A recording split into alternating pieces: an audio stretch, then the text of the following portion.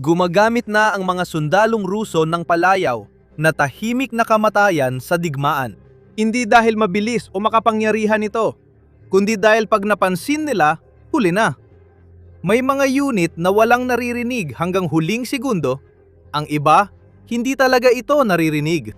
Hindi tulad ng artilyerya, misil o tradisyonal na drone. Kaya nang maraming sistemang ito maghanap kahit subukan ng Russia silang i-jam o guluhin. Seryosong problema na ito sa Kremlin dahil mahirap pigilan at mas matalino na ang mga sandatang kumakalat sa buong prente na nagbabago rin sa pakikidigma. Dumating na ang mga autonomous na drone at robot, tinatawag ding tahimik na kamatayan. Para maintindihan kung bakit tumataya ang Ukraine sa mga makinang kayang mag-isip, dapat mong maunawaan ang problemang nilikha para lutasin ng mga makinang ito. Electronic Ong Digmaan. Simula ng digmaan, parehong pinuno ng dalawang hukbo ang paggamit ng FPV drone. Maliliit, remote-controlled na sasakyang panghimpapawid na may pampasabog at ginagabayan ng piloto sa target gamit ang video link. Mura sila, eksakto, at sa loob ng ilang panahon, binabago nila ang labanan pabor sa Ukraine. Ang drone na nakadepende sa radio link ay limitado sa bisa ng link, kaya natutunan ng magkabilang panig na atakihin ito. Pinupuno ng jammer ang harapan. Pinuputol ang koneksyon ng drone at operator. Binabaluktot ng spoofer ang satellite navigation. Nililigaw o inaalisan ng GPS ang drone. Sa ilang bahagi ng digmaan, nananalo ang elektronikong depensa. Ang na-jam na drone ay bigong drone. At sa pinakamatinding bahagi ng linya, karamihan sa FPV missions ay nabibigo sa huling segundo bago tumama. Lalo na kung saan mas aktibo ang jamming. Ito ang balakid na dinala ng artificial intelligence para sirain.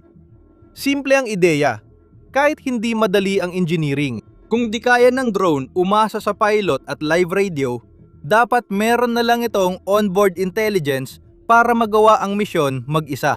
Magagawa ito gamit ang image recognition at visual navigation. Kaya kapag itinuro ng operator ang target, makakalipad na ito mag-isa sa huli.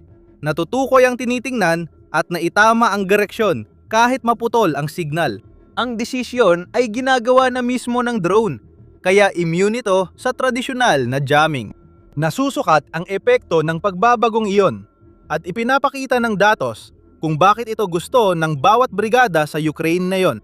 Ayon kay Katerina Bondar mula sa Center for Strategic and International Studies na nag-aral ng mga autonomous na sistema ng Ukraine, ang pagdagdag ng ganitong uri ng terminal autonomy sa nabigasyon at pangtutok ay nagpapataas ng tagumpay ng drone strike mula sa humigit kumulang 10 hanggang 20% pataas sa mga 70 hanggang 80%. Iyan ay 3 hanggang 4 na beses na pagbuti. At ibig sabihin nito, 2 drone na tinutulungan ng AI ay kayang gawin na yon ang dati ay ginagawa ng 8 o 9. Para sa militar na dehado sa bilang, yan mismo ang saysay ng multiplier na yan. Bawat drone na tumama ay isang drone na hindi mo na kailangang gawin ulit. Isang piloto na hindi mo na kailangang isugal. At isang target na hindi mo na kailangang magpadala ng mga sundalo para kunin. May pangalawang multiplier na nakatago rito. Dahil AI na ang bahala sa mahirap na bahagi ng paglipad, mas kaunti na lang ang kailangang kasanayan ng piloto, bagay na mahalaga para sa bansang may kakulangan sa lakas tao. Hindi mo na kailangan ng eksperto bawat drone. Habang umuunlad ang otonomiya, nababago ang ratio mula sa isang piloto kada drone papunta sa isang operator na sabay-sabay nagpapakawala ng marami. Inilalarawan ng mga analyst na sumusubaybay sa trend na ito bilang isang papalapit na inflection point. Ang sandali kung kailan kayang magpalipad ng isang operator ng hanggang 20, 50 o 100 drone sa isang sabayang operasyon. Iyan ang sandaling nagbago ang ekonomiya ng digmaan dahil nahiwalay na ang dami ng strike na kaya mong gawin sa bilang ng bihasang piloto mo. Mahalagang maging eksakto dahil kadalasang napapalabis ang bahaging ito ng kwento. Hindi pa nakakabuo ang Ukraine ng mga hukbo ng mga ganap na autonomous na robot na pumapatay. Nasa umpisa pa lang ang paggamit ng artificial intelligence sa sandata. Sa 2026, mahalaga ito sa pagkilala ng target, pagtulong sa drone na matukoy ang nakatagong tangke sa mga puno, at paggabay sa huling lapit kahit sa matinding jamming. Halimbawa, Sa 2 milyong drone na ginawa ng Ukraine noong 2024, halos 10,000 lang ang may AI enhancements. At umaasa pa rin ang mga ito sa tao sa pagpili ng target at pagsimula ng misyon. Noong 2026 umusad ng produksyon na may planong tapusin ang 2026 na may 7 milyong drone kada taon. Walang eksaktong bilang ng AI-enhanced drones. Kaya lumalabas na kakaunti lang ang mga ito sa frontline. Hindi natin pwedeng baliwalain ang halaga ng mga drone. Habang binabago ng intelihensya ang labanan sa impapawid, may revolusyong unti-unting nangyayari sa lupa. Naglaan ng Ukraine ng malaking pondo para sa mga unmanned ground vehicle, mga robot na may gulong o caterpillar na nagdadala ng bala, nagliligtas ng sugatan, nagbubuhat ng armas, at mas madalas nang ginagamit sa mga pag-atake. Natuto ang mga sundalong Ukrainian sa kanilang mga bihag na Ruso tungkol sa mga makinang ito na tinatawag ng mga Ruso na tahimik na kamatayan. Ang palayaw na yon ay tumutukoy sa isang tunay na taktikal na katangian na dapat pagtuunan ng pansin upang maintindihan, dahil ipinapaliwanag nito kung bakit ang isang mabagal at hindi kaakit-akit na robot ay mas nakakatakot kaysa sa isang mabilis. Sa isang makabagong larangan ng digmaan, ang unang babala ng isang sundalo ay ang sarili niyang pandinig. Naririnig mo ang ugong ng paparating na FPV drone, ang makina ng isang sasakyan, ang huni ng isang motor. Ang tunog na iyon ang nagbibigay sa iyo ng ilang segundong pangtago, pero tinatanggal ito ng halos tahimik na ground robot. Ayon sa ulat ng CNN, nakasama ang mga unit ng Ukraine, sinasabi ng mga sundalong Ruso na madalas hindi nila naririnig ang mga robot hanggat hindi pa ito umaabot ng mga 10 metro. At ang ground robot na nasa 10 metro na may dalang mabigat na pampasabog ay nasa loob na ng sarili nitong blast radius. Sa oras na marinig mo ito, wala nang silbi ang makarinig. Wala nang natitirang oras para makareaksyon. 2 bagay ang nagpapalakas sa kalamangan na yon. Una, ang kargamento. Mas kaya ng 4 na gulong na sasis magdala ng mas mabigat, tulad ng malalaking pampasabog o machine gun na may daan-daang bala, kaysa maliit na aerial drone. Kaya ang tahimik na makinang dumarating ay mas nakamamatay kaysa inaasahan. Ang pangalawa ay ang papel na ginagampanan ng katahimikan, ang paglusot o infiltrasyon. Sa isang pag-atake, ginamit ang unang pagsabog mula sa mga unang robot bilang panggulo, sinadyang kunin ang atensyon habang 4 pang makina ang palihim na lumusot sa likod ng linya ng kalaban. Isang bagay na hindi magagawa ng anumang sandatang nagpapahalata ng presensya nito. Makikita ang psikolohikal na epekto sa reaksyon ng mga tagapagtanggol. Ikinuwento ng Ukrainian komandante na si Saber ang paggamit ng robot laban sa kalaban. Nakita nila ang mga Ruso na nagpapanik, gumagapang, at pilit dumidikit sa lupa, walang alam paano tutugon sa banta na di nila marinig o matukoy. Ang katahimikan ay nag-aalis sa isang sundalo ng 2 bagay na pinagkakatiwalaan niya, ang kanyang mga pandama at ang kanyang oras. Kapansin-pansin ang kagamitan. Ang unit ni Cyber ay may robot na may Browning machine gun sa mga truck at napapalibutan ng mga kamera para sa malawak na paningin. Kaya nitong magtago sa mga dahon ng ilang araw dahil hindi ito tulad ng mga taong pinalitan. Hindi ito nangangailangan ng pagkain, tubig o nagpapagod. Ang tanging dahilan lang na bumabalik ito sa base ay ang bala. Kapag naubos na nito ang mga bala, kailangan nitong bumalik para mag-reload. Nang kapanayamin, inihahanda ng unit ni Cyber ang mas mabilis na kahalili na kayang tumakbo ng 10 milya bawat oras at may dalang maliliit na armas. Sa loob lamang ng ilang buwan, ang mga sasakyang ito ay mula sa pagiging bihirang mga kuryosidad ay naging halos karaniwang gamit na. Nagdadala ng mga supply, humihila ng mga sugatang sundalo mula sa mga mapanganib na lugar, at nagsasagawa ng mga pag-atake na dati ay mangangailangan ng isang platoon ng mga infantry. Ang puntong yon ang nag-uugnay sa mga ground robot sa sentrong lohika ng estratehiya ng mga Ukrainyano. Isang robotic strike unit ng 2nd Assault Brigade ng Ukranya, NCNC-13 ang nagkalkula ng sarili nitong operasyon. Sa 164 na pagsalakay, tinantiyan ng unit na kailangan nila ng 2,000 at 300 infantry para sa kaparehong epekto ng kanilang mga robot. at inaasahan nilang kalahati ay mamamatay o masusugatan. Ayon sa talaan ng unit, tinatayang 1,000 buhay ng mga Ukranyano ang naligtas dahil sa mga makina. Ito ang paliwanag kung bakit ibinubuhos ng Kiev ang lahat sa automasyon. Bawat pagsalakay ng robot ay hindi na kailangang may mamatay na tao. Mahalaga ito dahil dehado na ang Ukraine sa digmaan. Ayon mismo sa Ukraine, napakalaki ng lawak ng pagbabagong ito. Noong Abril, sinabi ni Pangulong Volodymyr Zelensky na nasakop ng Ukraine ang isang posisyon ng Russia gamit lang ang robot at drone, walang sundalong naglakad sa lupa. Idinagdag pa na simula ng taon, mahigit 22,000 misyon na ang isinagawa ng mga unmanned machine. Mga datos ito mula sa pamahalaan ng Ukraine at pahayag ng Pangulo sa talumpati para sa industriya ng depensa na may likas na pag-iingat gaya ng anumang anunsyo sa digmaan. Ngunit ang pangkalahatang direksyon na kanilang inilalarawan ay kinukumpirma ng mga mamamahayag sa lugar at ng mga analista sa ibang bansa. At ito ay nagpapakita ng isang digmaan kung saan malaking bahagi ng pagsisikap ng Ukraine ay tunay ng walang tao. Ang nasa gitna ng pagbabagong ito ay ang taong itinalaga ni Zelensky para pabilisin ito. Si Mikhailo Fedorov, 35 ay 4 na buwan pa lang bilang kalihim ng depensa at hindi pa nagsilbi sa militar. May karanasan siya sa teknolohiya, hindi sa taktika. Lumaki siya sa Zaporizhia, lungsod na nakaranas ng matinding labanan sa digmaan. Bata pa lang siya, naglaro na siya ng video games. Nagtayo ng digital advertising business bago graduate at naging partner ng Facebook sa pagbebenta ng targeted ads. Unang kinuha siya ni Zelensky para sa social media ng kampanya noong 2019 at kalaunan ay naging ministro ng digitalization ng Ukraine sa edad na 28. Paglipat niya sa Defense Ministry, isinama niya ang grupo ng batang tagapayo at data analyst na naka-sweatshirt, ping-pong table sa hallway at mga instinct ng taong nakikita ang digmaan gaya ng Silicon Valley founder na gustong magbago ng industriya.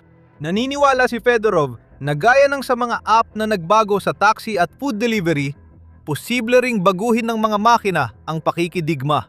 Sa panayam sa New York Times, sinabi ni Fedorov na seguridad ang kailangan ng mundo at mga autonomous na sandata lang ang makapagbibigay nito. Inihalalin tulad niya ito sa sandatang nuklear at sinabing ang mga bansang namumuhunan sa automasyon ang tiyak na magwawagi sa susunod na digmaan. Ito ay pananaw ng pagpigil gamit ang algorithm, hindi warhead. Dito, gustong pumunta ni Fedorov. Hindi ito paglalarawan ng kasalukuyang kalagayan ng Ukraine. Ayon sa New York Times, muling binigyang diin na AI at sandata ng Ukraine ay noon ay nakatuon lang sa pagkilala ng mga target. Ang mithiin ay otonomya, ngunit ang totoo, ang tangke ay nakatago sa kagubatan. May tiyak na estratehiya sa futurismo na binuo ni Fedorov at sinuportahan ni Zelensky para pilitin ang Russia sa negosasyon. Iniulat ng The New York Times na tinatawag itong air-land economy na may 3 sangay. Sa ere, haranin ang hindi bababa sa 5% ng paparating na drone at misil ng Russia. Sa lupa, patayin o sugatan ng seryoso ang mas maraming sundalong Ruso kaysa kayang palitan ng Moscow. Targetin din ang mga oil export terminal na nagbibigay pondo sa digmaan. Isa itong estratehiya ng pag-ubos. Ngunit isang sadyang idinisenyong mathematical na anyo ng pag-ubos. Tinawag ni Fedorov ang yugtong ito ng bigmaan na targetadong pagwasak at nilagyan ng numero ang layunin. Ayon sa kanya sa New York Times, nawawalan ang Russia ng 35,000 hanggang 40,000 sundalo bawat buwan at target niyang gawing mahigit 50,000 ito pagsapit ng 2026 na inaasahang magpapahinto sa pananakop. Kasama rito ang sistematikong pag-ubos ng lakas tao ng Russia. Ayon sa British Intelligence, ang namatay na Ruso ay nasa 300 at 25,000 hanggang 500,000. Ayon sa sariling General Staff ng Ukraine, ang bilang ng mga nasawi ay halos umabot na sa 1.4 na milyon. Kahit pwedeng pagtalunan, hindi pa naranasan ng Russia ang ganitong dami ng nasawi mula ikalawang digmaang pandigdig at hirap silang palitan ang mga ito. Dito na muling bumabalik sa umpisa ang matematika ng digmaan. Nakakatuksong sabihing mas malakas at mas marami na ang Ukraine. Pero hindi ito totoo. Mas malaki pa rin ang puwersa ng militar ng Russia. May tinatayang 1 milyong aktibong sundalo at 100,000 malapit o nakatalaga sa Ukraine. Ayon sa karamihan ng pagsusuri, may kalamangan ito sa bilang sa labanan. Naabot na ang agwat sa drone production at sa ilang kategorya, pumapantay o lumalampas sa Ukraine. Bago tayo magsimula, siguraduhing nakasubscribe ka sa The Military Show. Araw-araw kaming nagpo-post ng videos tungkol sa mahahalagang kaganapan sa geopolitics. Ang aktual na bersyon ng pagbabaliktad ay mas limitado at mas kawili-wili kaysa simpleng pagbaliktad. Ang napakalaking kalamangan ng Rusya noong Pebrero 2022 ay unti-unting nabawasan at halos pumantay na ngayon. Sa mga partikular na teknolohiya na ngayon ang nagdedesisyon sa labanan, tulad ng mga walang taong sistema at ang intelihensyang gumagabay dito, ang Ukraine ay tunay na nakakuha ng inisyatiba. Ang digmaan na nagsimula bilang isang labanan ng lakas ay naging isang labanan ng pag-aangkop. At ang pag-aangkop ang tanging larangan kung saan ang mas maliit na bansa ay palaging mas mabilis kumilos. Ang pag-aangkop na yon ay nakasalalay sa industriyang hindi katulad ng karaniwang industriya ng armas. Kapag umiikot si Fedorov sa depensa ng Ukraine, napapadaan siya sa mga sandatang parang gawa lang sa garahe gamit ang solder at duct tape. Dahil karamihan ay ganun talaga. May fiber optic cable na nagpapapalipad ng drone gamit ang hibla ng salamin. Kaya hindi ito naapektuhan ng jamming dahil walang radio signal na gamit. May mga drone na kasing laki ng palad, sandatang nakakabit sa lubo. At unmanned ground vehicle na parang mesang, nakakabit sa maliit na bulldozer. Kailangang mura at madaling itapon ang lahat. Dahil sa dami ng drone sa harapan, marami ang babagsak o sasabog bago makarating sa target. Ang talino ng pamamaraang ito ay hindi nakasalalay sa isang partikular na sandata, kundi sa kahandaang gumawa ng mura, tanggapin ang pagkalugi, at mabilis na magbago o mag-improve. Ginamit din ni Fedorov ang digmaan bilang source ng datos na posibleng maging mahalagang yaman ng Ukraine sa hinaharap. Ang labanan ay nagbunga ng napakalaking archive ng mga video mula sa larangan ng digmaan. Isang library ng milyon-milyong annotated na mga video na kuha ng surveillance at strike drones, kabilang na ang mga kuha kung paano kumikilos ang mga tao sa huling sandali habang papalapit ang drone.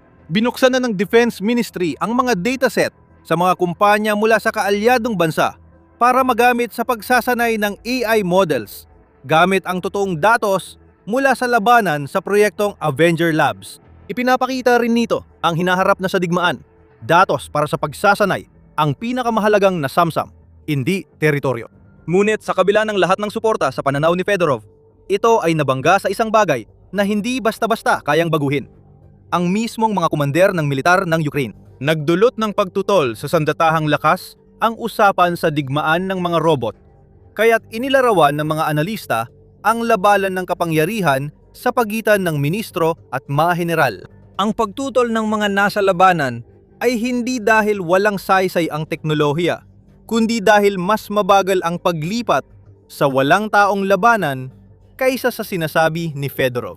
Ang usapan tungkol sa mga larangang labanan na halos walang tao at mga makina ang lumalaban ay tila malayo sa totoong digmaan na nananatiling usapin ng mapuputik na mga trinsera at mga wasak na katawan. Pero hindi rin ganun kasimple. Si General Alexander Syrsky, punong komandante ng Ukraine, ay patuloy na nananalo gamit ang tradisyonal na taktika ng armas, armor at galaw ng infantry. Mga pamamaraang nagdala ng malalaking tagumpay sa Ukraine noong simula ng digmaan. Kasabay nito, maraming brigada. Sa unahan ang niyakap ang bawat technological na kalamangan na maaari nilang makuha.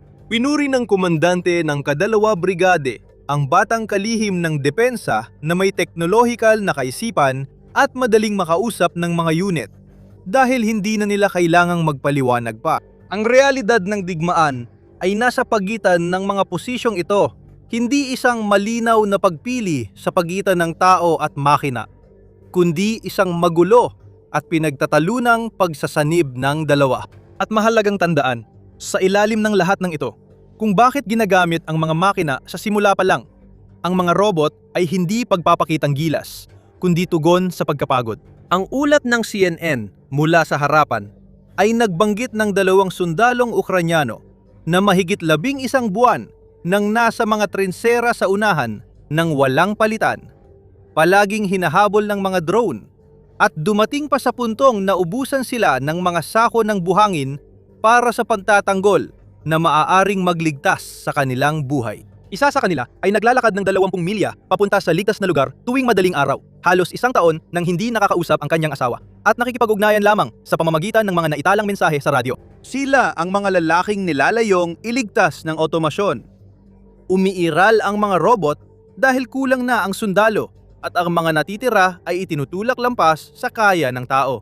Iyan ang nagtutulak sa buong revolusyon, hindi ang pagkahumaling sa teknolohiya, kundi ang kakulangan ng mga tao at ang ayaw ng patuloy na isugal sila.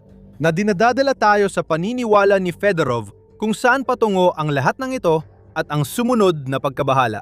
Sa kanyang pananaw, ang kill zone yung malawak na bahagi sa harapan, kung saan anumang gumagalaw ay tinutugis ng mga drone ay tuluyang mawawalan ng tao. Maglalaban ang mga makina sa lupa at himpapawid. At dahil sa matinding pagkalugi ng tao, mapipilitang magbago ang digmaan tungo sa halos walang dugong labanan, kung saan mananaig ang unang mag-automatize. Kaakit-akit ang pananaw na ito at lohikal na resulta ng lahat ng itinayo ng Ukraine. Ayon sa New York Times, dapat pag-isipang mabuti ang ganitong pananaw. Habil-bihira ang digmaan na sumusunod sa malinaw na lohika. Umiikot sila sa di inaasahang direksyon. At ang pag-alis ng human judgment at pagpapasya na pumatay sa makinang kumikilos mag-isa ay maaaring magpalala ng kawalang katiyakan. Ang mga organisasyong nagtataguyod ng karapatang pantao ay nagtakda ng mahigpit na hangganan laban sa mga sandatang pumipili at tumatarget ng walang makabuluhang kontrol ng tao. At ang hangganang yon mismo ang tinutumbok na lampasan ng hangarin ni Fedorov. Ngayon, nakikipaglaban ang Ukraine sa digmaan na may tulong, hindi pa ganap na otonomo, gamit ang intelihensya para mapalawak ang maliit na puwersa at mapadugo ang mas malaking kalaban ng mas mabilis kaysa nadaragdagan ang sariling puwersa. Mukhang epektibo ang taktika ayon sa mga ulat sa larangan tungkol sa tahimik at hindi mapigilang kamatayan. Ang tunay na inobasyon ng Ukraine sa drone ay makikita sa kakayahan nitong magsagawa ng long-range na pag-atake. Para sa detalye, panoorin ang video na ito. Siguraduhing mag-subscribe sa The Military Show para sa araw-araw na balita.